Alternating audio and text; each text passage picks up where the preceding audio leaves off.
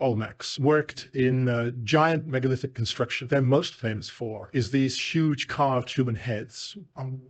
When we think of the most dominant and advanced civilization in the Mesoamerican era, many names come to mind, like the Aztec and Mayan dynasties, which were known to be mighty empires.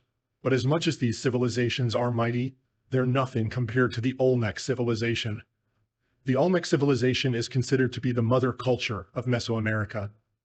So, follow us through this journey as we uncover the hidden history of the Olmecs, from the ruins of La Venta and San Lorenzo to their colossal heads and intricate arts. And most importantly, finding out how scientists discovered the lost Olmec civilization found in the jungle that predates the Aztec and Inca. The intriguing find. For centuries, the Olmec civilization was hidden deep beneath the Mexican jungle, forgotten by the world. It wasn't until the mid-19th century that the discovery of this great civilization was made. But this intriguing find wasn't discovered by an archaeologist or scientist. A farm worker stumbled upon it by accident. On a normal day, like every other day, the farm worker clearing forested land on a hacienda near the town of Tres Zapotes in the Mexican state of Veracruz came upon a colossal head in the late 1850s. This discovery soon spread across the region, causing a widespread reaction among the people. But soon enough, with no great technology or social media to help spread out the intriguing find, it became the town's little secret.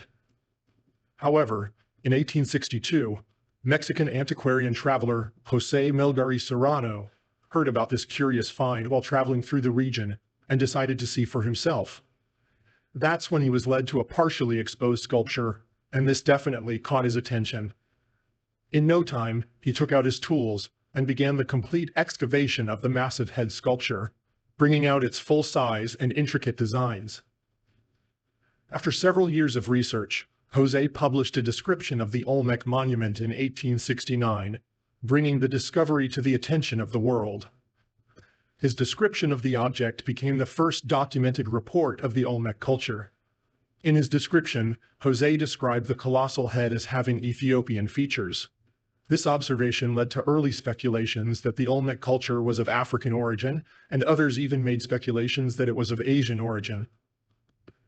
What made this discovery even more outstanding was its huge height and width. Measured to be over 6 feet and weighing tons, this colossal head was unlike anything in the region, making the speculations grow wider. It wasn't until the early 20th century that further discoveries of these colossal heads began to shed light on the civilization responsible for this colossal sculpture. In the 1920s and 1930s, archaeological investigations led by pioneers like Franz Blom and Matthew Stirling provided substantial evidence of the Olmec civilization. Franz Blom and his fellow archaeologist Oliver Lafarge made the first detailed descriptions of La Venta during their 1920 expedition. However, at this time, most archaeologists assumed the Olmec were from the same period as the Maya, making them refer to the Olmec as the Maya. As for Matthew Stirling, he conducted the first detailed scientific excavation of the Olmec site in the 1930s and 1940s, and soon enough, they became convinced that the Olmec predated most of the other known Mesoamerican civilizations. During his excavation process, Stirling found more colossal heads, as well as other sculptures and artifacts from the Olmec. The size and scale of the structures discovered during this excavation were astonishing, but none of the artifacts could be compared with the colossal heads, which are perhaps the most iconic artifacts. The height of these colossal heads ranges from approximately 4 feet to 11 feet, weighing between 6 and 25 tons. We all know that carving stones isn't actually easy, not to speak of volcanic rocks, because this is what the Olmec civilization carved these gigantic heads from. Given their height and size, it must not have been an easy feat, and it probably took them a long time to create. Each head has a unique facial expression and wears a helmet bearing distinctive decorations. The origins and meaning of the heads are mysterious, and they have been the subject of much speculation among scholars for decades. The first question is how the Olmecs move such massive objects. Archaeologists think the Olmecs found most of the basalt in the Tuxtlas mountain range. According to this theory, the basalt heads were sculpted roughly in the mountains and then either floated or dragged by thousands of people from the construction site to the Olmec cities. And the second question is what the heads stand for. Many speculated that the heads represented Mesoamerican ball players who were sacrificed after losing a match. This speculation was due to the helmets worn by all the Olmecs, and also the rubber balls found near the sculptures. The Mesoamerican ball game wasn't just a regular sport. This sport had important religious and cultural significance for the indigenous people of Mexico and Central America. The current theory, however, is that the heads were built to honor the Olmec rulers. With the use of modern-day technology and devices, the age of these massive structures was determined through the use of radiocarbon dating of the surrounding archaeological site. Who were the Olmec? With all these amazing findings so far, one might want to know who the Olmec are. But it might come as a surprise that the name Olmec isn't really the original name of this ancient civilization. To really understand this, let's delve into the etymology of the word Olmec. The name Olmec means rubber people in Nahuatl, a language spoken by the Nahuas. The name was used by the Aztecs to describe the people who lived in the Gulf lowlands in the 15th and 16th centuries, some 2,000 years after the Olmec culture died out. Their fascinating name was given due to the ancient practice of extracting latex from Castilla elastica, a rubber tree in the area.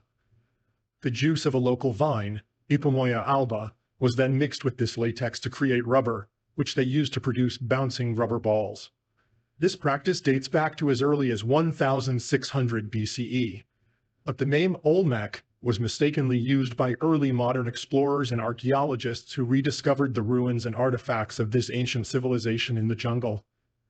Even though they made a mistake, the name Olmec has still been used to refer to these ancient ruins and artifacts. With the huge difference in centuries and ages, it is unknown what name the ancient Olmec used for themselves. Some Mesoamerican accounts seem to refer to the ancient Olmec as Tamawanchan. A term sometimes used for the Olmec culture is Tenoselemi, meaning mouth of the jaguar. But not to confuse us, we will be using the term Olmec. Facts and research have proven that the Olmec are the earliest known Mesoamerican civilizations, predating the Aztec and Inca.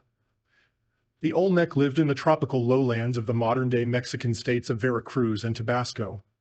The Olmec civilization flourished during the formative period of the Mesoamerican era, which began in 1200 BCE and lasted until 400 BCE.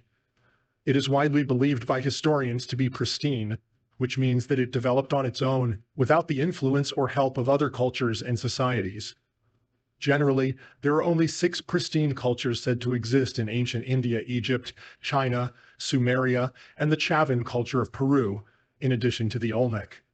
Most cultures develop with outside influences by engaging in activities such as trade and immigration, but the Olmec culture was one of the few that developed on its own. That doesn't mean the Olmec civilization came out of thin air. As early as 2500 BCE, pre-Olmec cultures began emerging, but it wasn't until 1200 BCE that the early Olmec culture emerged and centered on the San Lorenzo Tenochtitlan site near the coast in southeast Veracruz.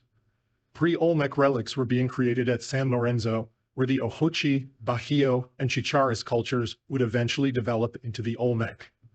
There is also speculation that the Olmecs are of Atlantis origin. It is said that the Olmec are descendants of Atlantean survivors who fled to the Americans after the destruction of their homeland. This theory is further proven by the advanced art and architecture that the Olmec made. However, there is no concrete evidence to support this.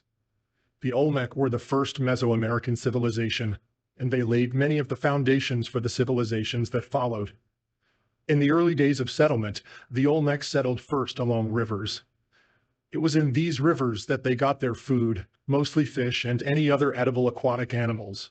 Eventually, the Olmecs realized the land along the rivers was good for growing crops. The rivers made it possible for the Olmecs to create irrigation systems that could help them grow their crops well. They began to grow a variety of foods, such as squash, beans, and maize. But the maize isn't like our everyday maize, but a multicolored grain similar to corn. And so began the expansion of this great civilization. The abundance of crops allowed the people to go into other duties, such as pottery making and labor building.